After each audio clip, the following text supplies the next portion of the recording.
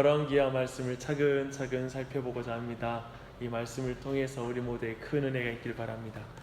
열왕기하는 아합이 죽은 이후에 국제 정세의 변화를 시작으로 말씀이 이제 나눠지기 시작합니다. 우리는 이스라엘 역사에서 가장 사악한 왕과 왕비, 사악한 그 커플이 아합과 이세벨이라는 것을 아마 잘 기억할 것입니다. 가장 사악한 커플로 기억되는 것은 참으로 비참한 일이죠. 가능하면 우리 커플이, 우리 가정이, 우리 부부가 하나님 앞에서 가장 아름다운 커플로 기억되는 게 좋을 텐데요. 근데 정말 이 아합과 이세벨은 가장 사악한 커플로 기억되고 있습니다. 그런데요, 사실 이 아합은 정치적인 면에서는 굉장히 탁월한 왕이기도 했습니다. 그래서 왕상 22장 39절에 보면 그는 강력한 왕만이 보여주는 치적을 가지고 있는데요, 그런 거대한 건축물들을 건축한 그런 기록을 가지고 있습니다. 왕권이 강했다라는 것이죠. 그러나 아합이 죽고 아하시아가 왕이 되자 먼저 다윗 시대부터 종속되었던 모압이 이제 분리가 떨어져 나갑니다.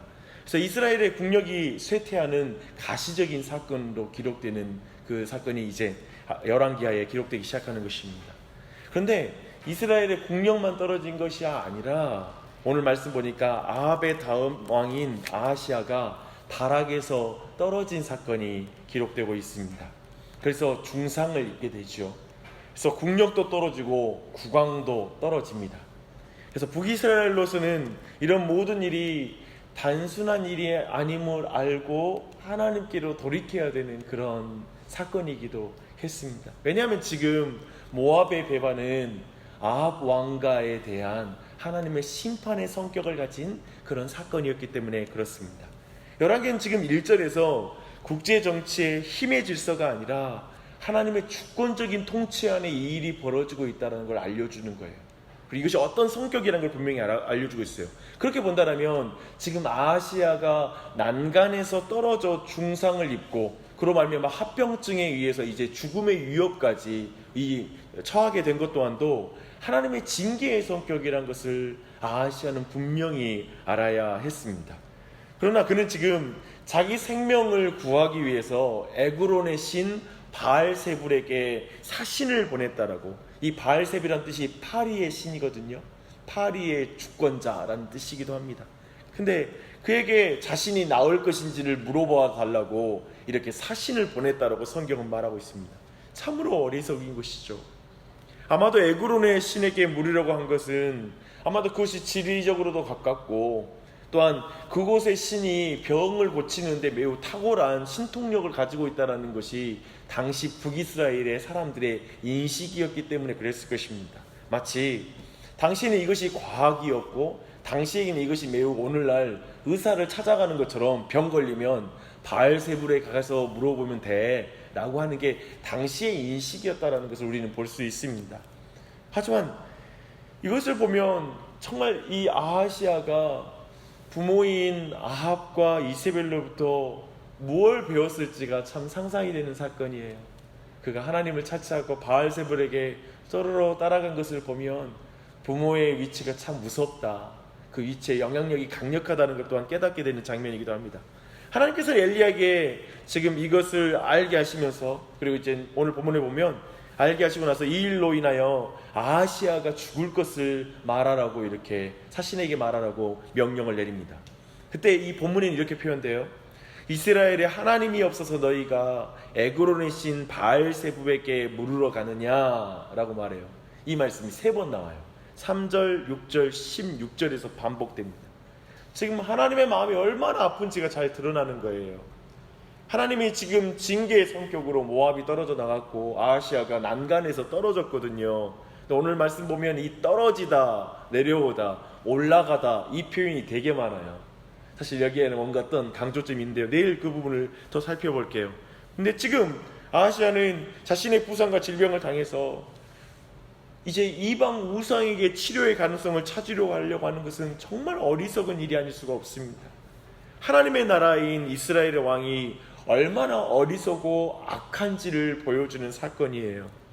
오늘날에도 하나님의 백성들이 스스로를 하나님의 백성이라고 일컬으면서 자처하면서도 미신적이고 세속적인 방법에 의지해서 자신의 삶의 문제를 풀어가려고 하는 것, 그것은 참으로 어리석은 일이라 우리가 말할 수 있을 것이고, 아하시아와 같은 정말 사람이다 라고 이렇게 평가할 수 있을 것입니다.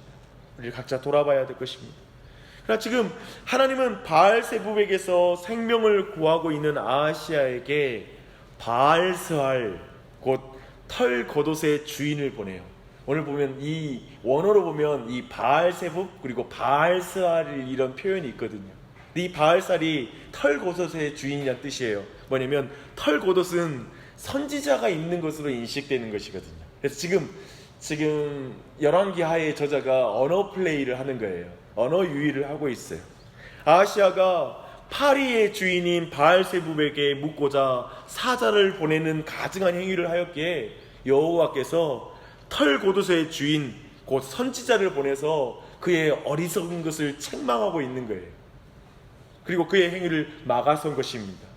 만약에 아하시아에게 조금이라도 지금 이 국제정서를 읽을 수 있는 영적인 눈이 있다면, 그리고 자신의 신변에 일어난 이 일에 대한 영적인 감각을 가지고 있었다면, 그리고 엘리야를 통하여 바알스알을 통하여 지금 자신을 막아서고 있는 바알세불에게 가고 있는 자신을 막아서는 하나님의 그 사랑을 느끼기만 했다면 그는 자신의 어리석음을 뉘우치고 바로 회개했어야 됐어요. 자기 신하들이 다시 돌아왔을 때, 사신들이 돌아왔을 때, 그래? 선지자를 통하여 나의 잘못을 지적하시는구나 라고 깨닫고 돌이켜야 됐어요. 근데 엘리야의 말을 전해들은 아하시아는 50부장과 50명의 군사를 보내요. 그래서 엘리야를 부릅니다. 지금 엘리야를 정중하게 청하기 위해서 군대를 보낸 게 아니에요. 체포하려는 의도를 가진 것입니다. 바알세불에게 갈 때에는 사신을 보내고 있고, 참된 선지자인 바알스알인 엘리야를 부를 때에는 군대를 보고 있는 것은 지금 근본적으로 하나님의 말씀을 가진 선지자를 적대적으로 간주하는 거예요. 자기의 적이라는 거예요. 그를 잡아오라는 거예요. 지금 굉장히 완악한 모습을 보여주고 있죠. 이런 맥락에서 볼 때 우리는 엘리야가 교만한 50부장과 50인의 군인을 두 차례나 불로 멸하는 장면들이 이제 우리 안에 자연스럽게 이해가 됩니다. 저는 사실 이 본문 볼 때마다 너무 잔인하다는 생각을 지울 수가 없었거든요. 어떻게 50명의 그 군대를 그냥 불살라버리는 장면이 너무 잔혹해 보이는 것이죠. 사실 지각이 없기로는 아하시아가 보낸 50부장과 그의 군사들도 마찬가지였다는 것을 오늘 성경은 말하고 있습니다. 그들이 지금 엘리야를 찾았을 때 엘리야는 산 꼭대기에 있었어요. 근데 보니까 성경의 원어로 보면 정관사가 붙어요. 그 산 꼭대기에 있는 거예요. 사실 그런 걸 볼 때 지금 아마도 이 장소는 이제 그 이전에 바알 선지자와 엘리야가 겨루었던 갈멜산의 꼭대기에 지금 엘리야가 있었다라고 이렇게 봅니다. 그런데 지금 50부장이 엘리야를 향해서 하나님의 사람이여 라고 이렇게 부른 다음에 내려오라 라고 왕의 명령을 전해요. 근데 거기서 주목해 볼 것은 왕이 말씀하시기를 내려오라 라고 이렇게 명령을 내리는 것이죠. 이것은 지금 50부장이 선지자들이 여호와께서 말씀하시기를 이라고 말하는 그 패턴을 그대로 따라하면서 비꼬는 거예요. 나는 여호와가 왕이 아니야. 지금 아하시아의 왕의 권위와 권세로 명하노니 하나님의 선지자 너 이리 내려와. 하나님의 선지자를 지금 내려오라 말하라고 지금 부리는 거예요. 근본적으로 지금 이 50부장과 그 50명의 군사들이 범하고 있는 죄는 교만함은 뭐냐면 하나님의 왕의 권세 아래에 지금 하나님의 선지자를 그 아래에 두는 거예요. 그리고 그것을 마음대로 부리려고 하는 식으로 생각하고 있다라는 거예요. 근본적으로는 50부장의 말은 하나님을 왕의 권세 아래에 두는 신성모독의 죄를 범하고 있는 것이죠. 그래서 이렇게 이해할 때 그들을 불로 심판하시는 하나님의 심판을 우리는 자연스럽게 이해할 수가 있습니다. 그래서 단순히 사람을 죽이는 사건이 아니라 명백한 메시지가 선포되는 심판이 이 50명의 군사와 50부장을 불로 심판하는 사건입니다. 엘리야의 말을 한번 주목해 보십시오. 10절 상이에요. 내가 만일 하나님의 사람이면 불이 하늘에서 내려와 너와 너의 50명을 살을지로다. 지금 엘리야의 말은 50부장의 말과 정확하게 대조를 이루는 말입니다. 50부장이 왕의 권위에 의지하여 엘리야에게 내려오라고 하는 반면에 엘리야는 자신이 하나님의 사람이다 라는 사실을 분명히 의지하여 하늘로부터 불이 내려와라고 명령하고 있는 것입니다. 지금 아하시아는 이 사건을 통해 전에 들었잖아요. 이 일을 전해 들은 아하시아는 분명히 기억해야 될 사건이 있어요. 과거 아버지 아합이 갈멜산에서 보았던 하늘에서 떨어졌던 그 불, 그것은 왕이 통제할 수 없는 하나님의 불이었거든요. 그리고 지금 자기가 불러내리려고 하는 사람은 그 불을 내렸던 가운데 쓰임받았던 엘리야잖아요. 그러면 이게 엘리야가 자신의 권위에 있는 게 아니라 하나님의 권위 아래에 있다는 걸 인정하고 겸손해져야 됐던 것이죠. 그러니 첫 번째 50부장과 군사들을 보내 심판을 당했으면 회개했어야 되죠. 바로 내가 잘못했구나. 그럼 두 번째 보내요. 그리고 세 번째 사람까지 보내요. 지금 얼마나 아하시아가 완악한 사람인지를 보여주는 거예요. 우리는 자칫 이 50부장과 그 군사들을 불사르는 장면에서 하나님의 잔혹함을 말할 수 있지만 사실은 이렇게 아하시아와 50부장과 50명의 군사들이 얼마나 완악한 존재인지를 드러내는 게 바로 여기 본문의 의미입니다.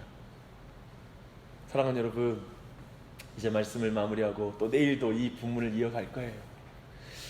아하시아가 타락에서 떨어져 중상을 입은 것은 사실 은혜의 기회예요. 그는 엘리야나 미가야와 같은 하나님의 종들을 불러서 은혜를 구했어야 돼요. 왜냐하면 그들에게 선지자가 있었어요. 그러면 선지자에게 부탁을 해야죠. 왜 바알세불에게 가서 물어요? 이스라엘에 하나님이 없어요? 하나님이 계신데. 근데 저는 이 안타까운 장면이 우리의 인생에 있다는 걸 봐야 돼요. 우리에게 하나님이 있는데 하나님께 기도하러 오지 않을 수 있어요. 그냥 세상적인 방법과 세상에 다른 어디 점쟁이 찾아갈까? 마치 내 인생에 여러 가지 오늘 본문처럼 국제 정세도 이상해지고 자기도 떨어지고 하니까 자꾸 뭔가 내 인생이 떨어지는 것 같으니까 다시 올라가려고 붙잡으려고 뭔가 다른 것들을 붙잡는 게 인생이 아닙니까? 근데 그것을 지금 분명하게 지적하는 거예요. 그럼 회개함으로 하나님 앞에 나아가야 될 그 선택의 기회 앞에 섰을 때 철저히 하나님을 선택하지 않고 하나님께 회개할 기회를 주어도 회개하지 않는 것을 오늘 본문에서 우리는 확인할 수가 있습니다. 사랑하는 여러분, 우리 인생이 어때요? 혹시 떨어지고 있는 게 있으세요? 뭔가 이게 지금 조짐이 심상치 않는데 여러 가지 일들이 여러분의 인생에 겹쳐서 뭔가 하나님의 메시지가 있다고 생각하면서 이 자리에 혹시 오신 분 계십니까? 잘 오셨습니다. 주님을 의지하셔야 돼요. 주님을 붙잡아야 돼요. 인생의 고난은 주님을 붙잡기 위해서 하나님이 우리에게 허락하신 거예요. 주님께 나아가야 됩니다. 하나님께서 주시는 기회들을 알아차리고 빨리 돌이켜야 돼요. 하나님께로 돌이켜야 되는 줄 믿습니다. 그래서 아하시아의 죄는 자신의 미래사를 우상에게 물으는 것이었잖아요. 그래서 우리 또한도 다른 것에 묻는 것이 아니라 우리의 미래의 두려움과 앞으로 미래에 있을 일들 또한도 하나님의 손에 의탁드리고 하나님을 의지하고 나아가야 될 것입니다. 사랑하는 여러분, 그것이 바로 참된 하나님의 백성의 자리입니다. 특별히 여러분, 이 아침에 이 기도는 진정한 권세자가 누군지 알아볼 때 기도할 수 있는 거예요. 저 50부장과 50명의 군사가 진정한 권위자가 왕이라고 생각하잖아요. 아하시아라고 생각하잖아요. 그 어리석었죠. 참으로 어리석은 백성에서 아하시아와 함께 멸망하는 것이죠. 우리 또한도 이 세상이 말하는 권세자가 아니라 우리의 진정한 권세, 내 인생의 주인은 하나님밖에 없다. 하나님이 내 주인이시다. 진정한 권세자이다. 내가 붙들고는 주님밖에 없다. 라는 사실을 기억하며 이 아침에 기도했으면 좋겠습니다. 우리의 자녀들을 위해서 기도할 때에도 우리의 자녀들이 평생에 진정한 권세자를 믿게 해주시고 의지하게 하여 주시옵소서. 인생이 떨어지는 것 같은 순간에서도 이 아이들이 다른 걸 붙드는 게 아니라 하나님만 붙드는 아이가 되게 해주십시오. 그렇게 기도하는 이 아침이 되시길 바라고, 또한 교회를 위해서 기도할 때 교회가 여러 가지가 정체되는 것 같을 수도 있고 우리의 인생 속에서 뭔가 문제가 있을 수 있잖아요. 그때 다른 걸 쫓아가면 망하는 거예요. 오직 하나님만 의지하고 주님을 붙드는 교회가 될 수 있도록 또한 기도하는 이 아침이 되시길 바랍니다. 함께 기도하겠습니다. 하나님 아버지, 이 아침에 열왕기하 1장 1절로 12절 말씀을 통하여 하나님의 말씀을 듣게 하시니 감사합니다. 우리의 인생에 많은 것이 떨어지는 것 같은 순간, 여기저기에서 내 인생이 후퇴하고 있는 것 같고 발전하지 못하고 있는 것 같은 상황들, 도리어 뒤로 물러서고 있는 것 같은 상황 속에서 저희가 바알세붑에게 찾아가서 우리의 미래를 구하지 않기를 원합니다.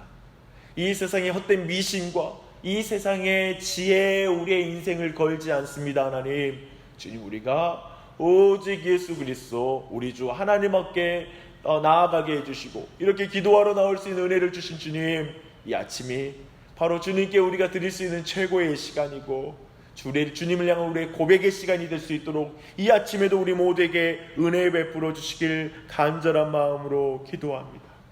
하나님, 이 세상에 어떠한 사람도 우리의 권세자가 될 수 없습니다. 오직 우리 주 하나님만이 진정한 권위자이시며 우리가 의지할 분이신 줄 믿고 나아가는 이 아침이 되게 해주시고 한 사람 한 사람 기도할 때 그 기도를 들어주시고 주님을 만나는 이 아침이 될 수 있도록 은혜 베풀어 주시옵소서. 주님을 더욱더 겸손하게 섬기는 믿음의 가정을 이루는 지체들 되게 해주시고 또한 교회 또한도 그러한 믿음 가운데 하나님만을 의지하는 교회 될 수 있도록 은혜 베풀어 주시옵소서. 이 아침에도 우리 모두 가운데 기도를 도우시고 우리의 기도 가운데 성령님을 통하여 함께 하실 주님을 찬양합니다. 시종을 주님 앞에 의탁드리며 예수님의 이름 받들어 기도합니다. 아멘.